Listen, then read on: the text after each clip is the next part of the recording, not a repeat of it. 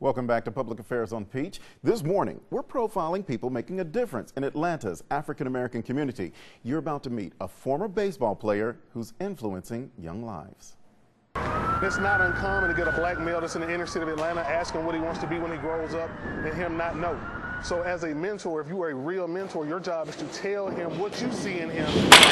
That vision for young black men in Atlanta is the same one C.J. Stewart had for himself. I was fortunate enough to make it out of the inner city of Atlanta and achieve my dream of playing college baseball as well as the Chicago Cubs. Now Stewart uses the skills he learned on the field to help at-risk youth beat the odds through his nonprofit called LEAD. We use this pathway to empowerment to make sure that we're putting young black males specifically on a path using baseball as a vehicle to achieve their dream. And it's greatly needed.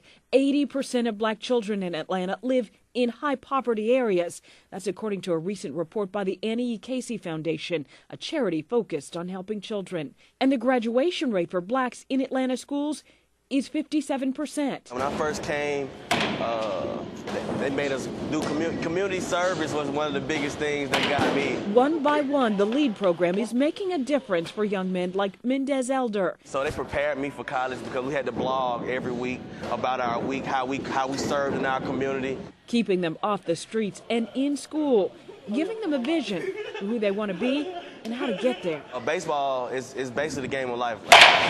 This really teaches us the ins and outs of being a man. To date, 100% of our ambassadors have graduated from high school, 95% go to college, and 92% go on scholarship. So when we start looking at the dismal stats that are faced towards black males, we're winning. Tracy Hutchins, CBS 46 News.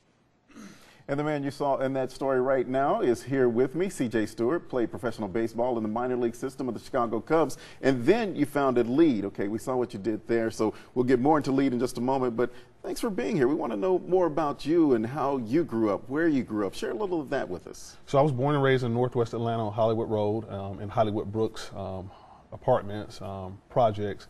And you know, in Atlanta, I was always able to recognize the poverty that we had because of the stress, not only in my home, but just in the community in general.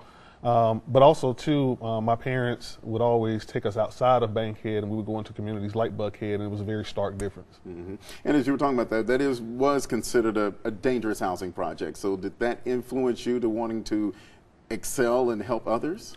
It did. I mean, you know, because again, just from being exposed to different things on television, I mean, I was aware that there are people that are living a different life than what I was living. Now, I was fortunate enough to have my mom and dad both at home, and they instilled great values in us. However, those great values living in the community that we lived in, we were at risk of a lot of different dangerous things.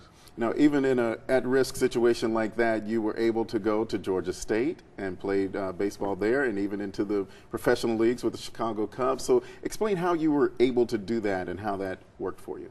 So at the very young age of 8 years old, I used to watch Chicago Cubs games in the daytime, in the summer, and so I was a huge Chicago Cubs fan.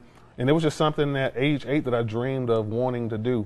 I was fortunate enough to have the right mentors in my life that was always there. They led me with guarantees and promises, and all I had to do was show up. So accountability was very important.